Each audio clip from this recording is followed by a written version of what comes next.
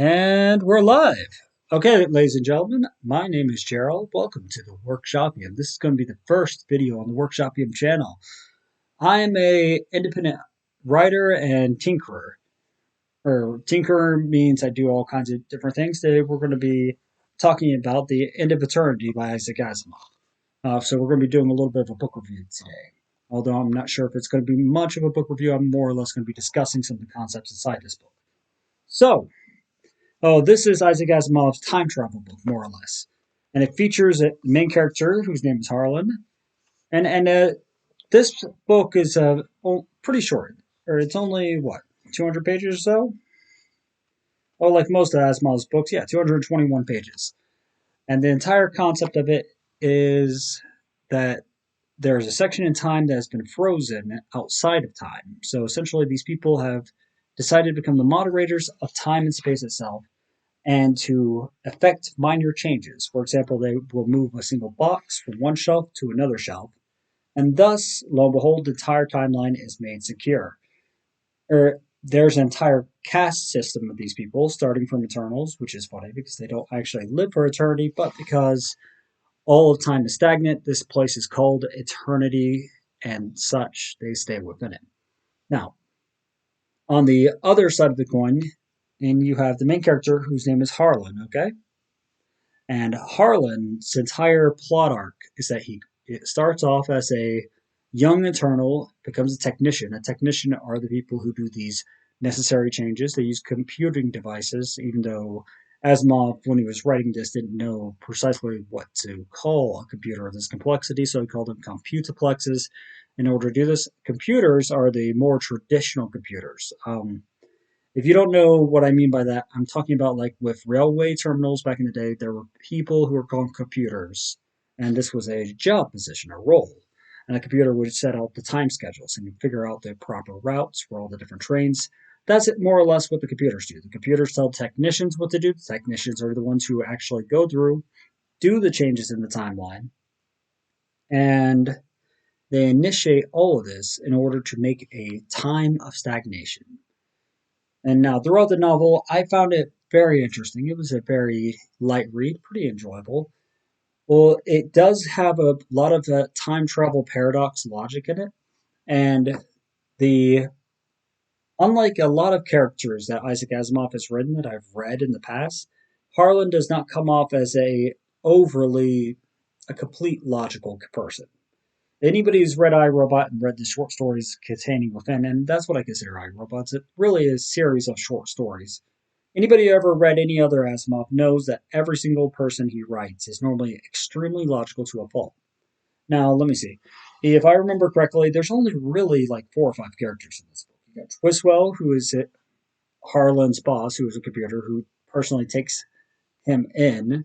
You have Noise, who is the love interest, who is a timer. Timers are people who are located within a specific period of time. They are aware of Eternals, but they are not a part of the Eternals. They don't know much about the Eternals because the Eternals essentially are hiding their power and control over reality. Because there's an interesting concept I really liked in this book. So, the idea is that time is like a string, okay? You take a string, hold it in between yourself, and you shake it, and it begins wiggling really heavily in the middle piece. Those are the new realities being shifted. But as you notice, as the string keeps going, the string on the ends stays still. And I thought that was a very, very interesting idea that these wavelength vibrations of changing reality and altering time more or less kind of acts like a funnel till it becomes a straight line once again. And it's a very interesting idea, and I always love the idea of having time more or less conjoin into one timeline, even though other people say that it's impossible. In this case, he's making the other realities non existent, causing small ripple effect changes, but eventually the pond becomes still and resumes as the pond was before. Now, the relationship with noise is I found the relationship with Noise a bit too convenient. The main character falls for her really quick, and then you have Fringe, who is literally trying to use Noise to provoke him in order to cause all this. Now, later on, there's a twist in the book that will show it. Fringe is a rival computer, by the way. So you have Twiswell, who is Harlan's boss, and then you have Fringe, and Fringe is the rival computer from a different time period who really hates Twiswell. And as such, he's using Harlan in order to attack Twiswell, if that makes sense.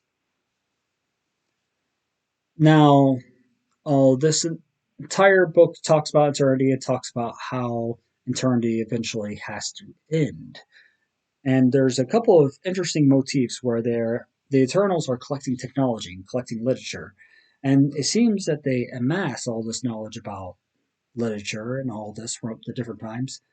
And it kind of has a element of 1984 built in there where the literature is constantly changing. Not because the government is rewriting it or altering it, but rather in the fact that the literature is literally changing as the realities of which are changed. Now, the book did not make it clear that if they take a book, okay, if they take this book even for example, okay, and they remove it from time, that it will cause another thing to go by. And and there's a very interesting implication at the end of this book. Oh, something I'm sure that Asimov wrote in there just to kind of get the people of the time who was reading this book more invested and hooked in this world. It kind of implies that our world was created by the sending of a letter from Italy that then sped up the creation of the nuclear bomb, a minimum necessary change, as they call it throughout the entire novel. And I find this to be a really, really interesting idea. They completely eradicate nuclear war for all time. They eradicate human evolution, and they more or less make mankind stagnant. Like, what kind of society would this look like? A society without war for thousands of years? Whereas personally, I cannot imagine it. It's a really interesting idea of the book. Now, I have a couple problems with the ending of the book. Okay, the book pretty much is two different problems. Okay, hey, like most of Asimov's fiction, you'll find as you go through his books, they are problem fiction, puzzles, and they like to propose like a puzzle within a larger puzzle. Okay, and in this case, it was three different puzzles nestled into each other, or which the first puzzle is going to be the young cub, the pupil that he's given, who's what was his name? Mahalson, I think. Mahalson. And it doesn't matter because for most of the book, this guy goes by the name of Cooper. And his name is Cooper. He replaces a guy by the name of Mahalson later on in the story, which is an interesting element. Mahalson was apparently this genius recluse who was going to invent eternity, but eventually he dies. And then Cooper, who is placed there by the Eternals, will become him as far as history is concerned. And I don't know, man. It's a very captivating read. It's a good book. Now, I have a few issues with Del Rey on this republishing. For example, the entire print is fine. It's excellent. And, and the glue quality is a little poor. Not a lot of authors like to talk about the actual print quality of books. And I know when my book, A Land Called Paradise, finally comes out, which I'm currently copy editing and getting all typed up. I have the edit sitting on my desk right over there. I just need to type it all into the thing and make sure I have the formatting done. But the biggest issue I have is that for this copy right here, it cost me $18. $18 for a book that came out in the 1950s. No, thank you. That's insane. And this cannot go on. What did I pay that for? For the illustration? Do you see the illustration on here? Or the cover art is just a triangle. I mean, yes, it's a evocative cover that reminds you of Pink Floyd, for example, okay? But it's nothing special, okay?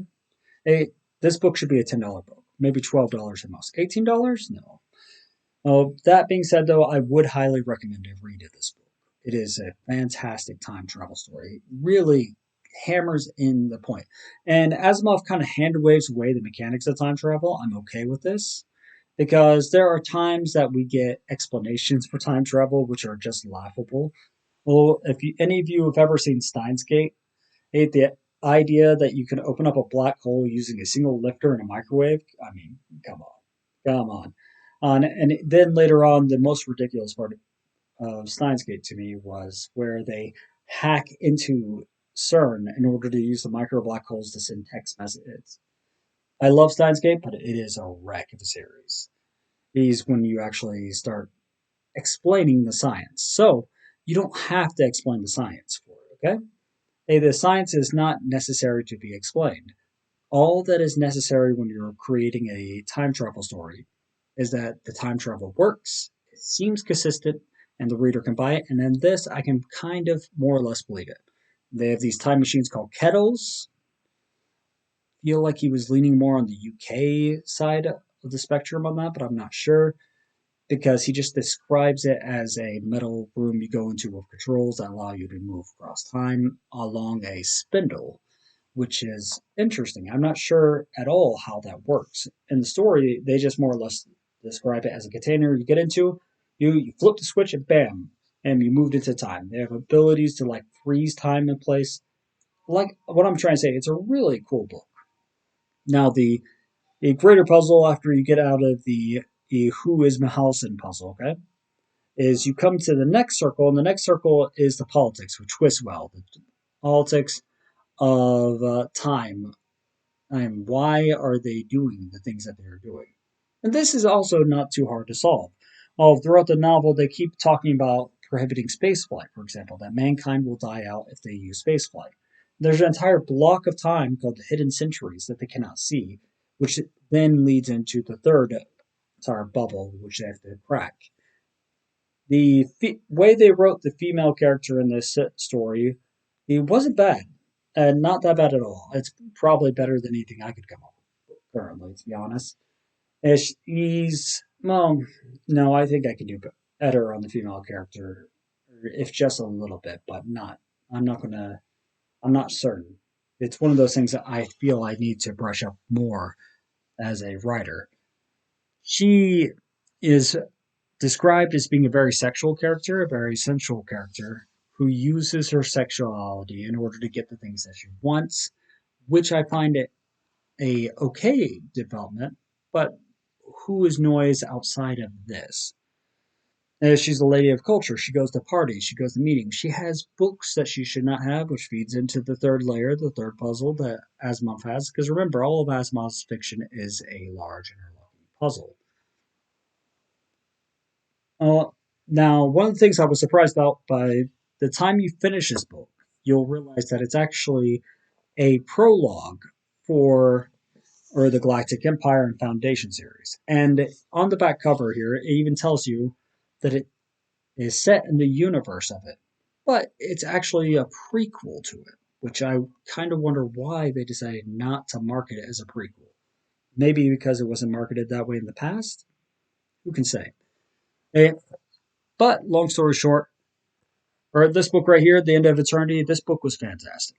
I spent the last week reading this. I've been absolutely captivated. I don't really have that much time to read every single day as I would like to. Ooh, that's why, as you may see on back here, I have a lot of manga and light novels on my shelf. Those are my preferred thing. When it comes to science fiction or any other type of novel, well, I think 220 to 240 words is like the sweet spot. And that might be a little strange to say, and I'll have to talk about it in a different video. But yeah, that's been my review, guys. I hope you enjoy, and I'm gonna get this uploaded to the Workshopium on YouTube.com. Please pay attention to my Twitter in order to see my book once it comes out, which I just need to finish typing it up. I mean, it's already typed. I got to get the edits copied in. You understand what I'm saying. All right, guys, everybody signing out.